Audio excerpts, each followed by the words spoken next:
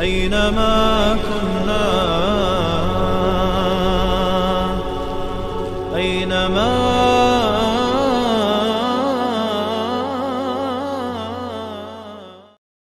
بسم الله والحمد لله والصلاة والسلام على رسول الله. اما بعد، السلام عليكم ورحمة الله وبركاته. حدیث از انس ابن مالک رضی الله عنه روایت شده است. شماره حدیث در کتاب بخاری 2092 می باشد و در کتاب مسلم 2041 می باشد. انس ابن مالک در تربیه پیامبر صلی الله علیه و سلم بزرگ شدند. بنابراین آنچه که پیامبر صلی الله علیه و سلم می کردند و می گفتند می دانستند. انس ابن مالک می گویند که ان خیاطا دعا رسول الله صلی الله علیه و سلم لطعام صنعه. خیاط یک شخص دوزنده می گویند که پیامبر صلی الله علیه و سلم را طعام آماده کرد و پیامبر را دعوت کرد.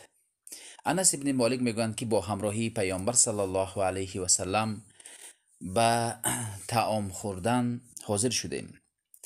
سپس این دوزنده میگوید خیاط به پیامبر صلی الله علیه و سلم این طعام را با همراهی نان، یعنی نان جو میگویند، پیشنهاد کرد به نزد پیامبرمون و پیامبر صلی الله علیه و سلم با همراهی انس ابن مالک این طعام را تناول کردند. انس ابن مالک میگوید که پیامبر صلی الله علیه و سلم خوردن پیامبر را وصف میکند. میگوید که پیامبر را دیدم که یتتبع الدباء من حوالی القصعه.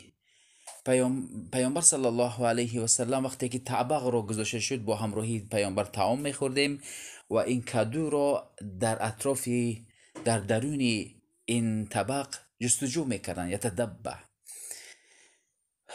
سپس انس ابن مالک میگن که وقتی که دیدم که پیامبر صلی الله علیه و سلم کدو را دوست میداشتند، من از همون روز عبارت آغاز کردم که فلم ازل احب الدباء من یومئذ. من کدو را از همان روز دوست داشتم. دلالت میکند که انس ابن مالک پیامبر را دوست میداشتند. هر کاری که میکردند، هر کاری که دوست میداشتند، دوست میداشتند. این چنین ابو ایوب انصاری رضی الله عنه وقتی که همسری ابو ایوب انصاری به پیامبر وقتی که طعام آماده کرد، پیامبر صلی الله علیه و سلم طعامی را نخوردند. سپس با این خبر به ابو ایوب انصاری رسید. گفتند ای رسول خدا، برای چی شما این طعام را نخوردید؟ پیامبر صلی الله علیه و سلم گفتند در وی چسناک است. ابو ایوب انصاری که گفتند که پیامبر که صلی الله علیه و سلم این چیز را دوست نمی‌دارند، من نیز دوست نمی‌دارم.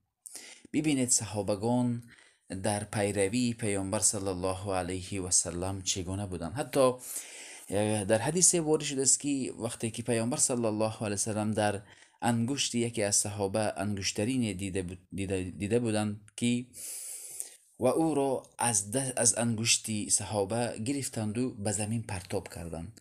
این صحابه وقتی که پیامبر صلی الله علیه و سلم از نزد این صحابه رفتند، بعضی از صحابه ها گفتند که انگشتین رد رو بگیر.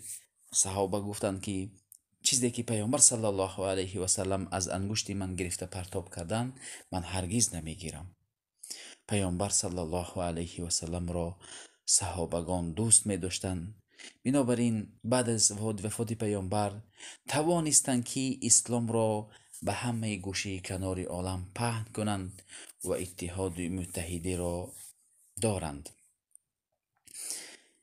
در این حدیث دیده می شود که پیامبر وقتی که یک طبقه گذاشته شود که در وی طبق انواعی از طعام باشد، می توانید که شما از دیگر طرف نیز بگیرید. مثلا در یک طبق گذاشته شده است که مثلا چیزهای خوراکواری های هر گوناگون.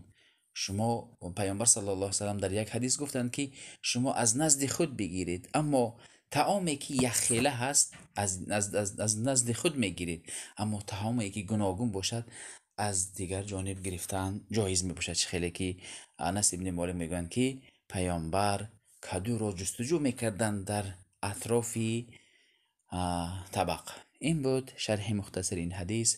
السلام علیکم و رحمت الله و برکاته.